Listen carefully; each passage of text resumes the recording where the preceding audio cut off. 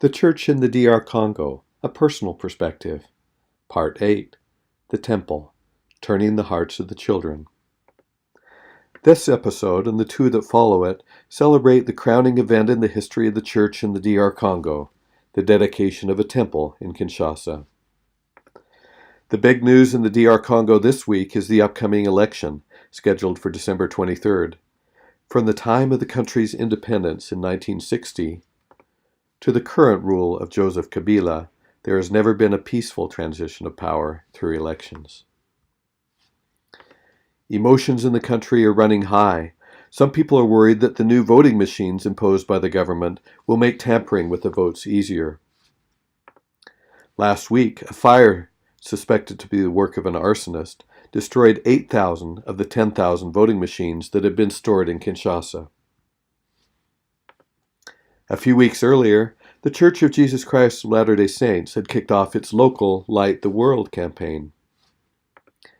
The fire of this light is meant to bring peace, not turmoil, to build rather than to destroy.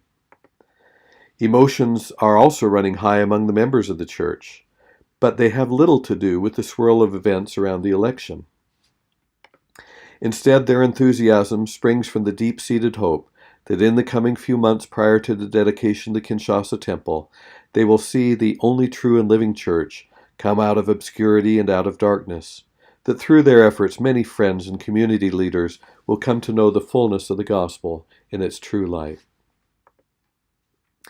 We are currently witnessing an explosion of temple building in Africa. Here we see the 3 temples that are currently operating on the continent. Members of the Church in the DR Congo, and throughout most of the rest of the Southeast Africa area, must travel a long distance at great expense to reach the temple in Johannesburg.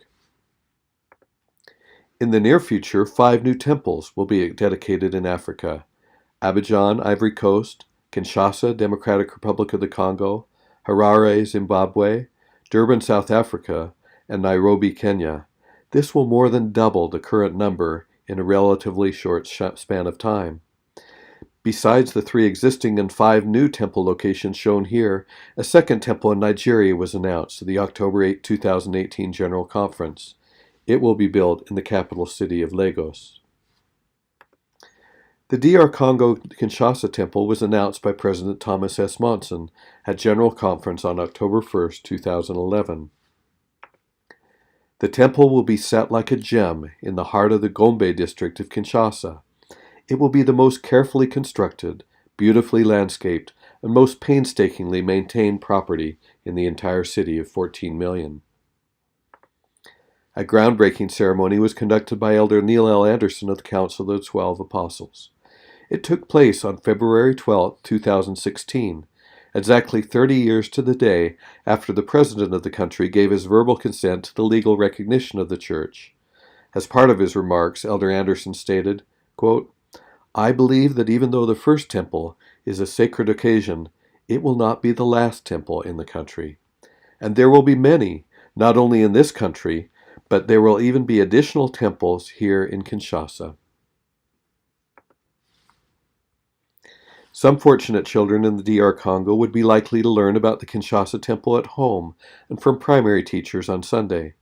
For example, in this beautiful photo, Sister Munganga Dudu, who lives in the Mongafula area of Kinshasa, teaches her children, along with friends and neighbors, as part of a family home evening. However, Sister Kriss Gates, who with her husband Ed had been called as temple construction missionaries, had an even larger vision. She wanted all primary children and their families to not only know about the temple, but also to feel that they were a personal part of it. Fittingly, at the heart of Sister Gates' plan was the Congo River, the vast artery in the background of this photo that runs between the Republic of Congo on the far side and the Democratic Republic of the Congo on the near side. In the foreground of the photo is the unroofed temple. Elder and Sister Gates called the project Primary Rocks.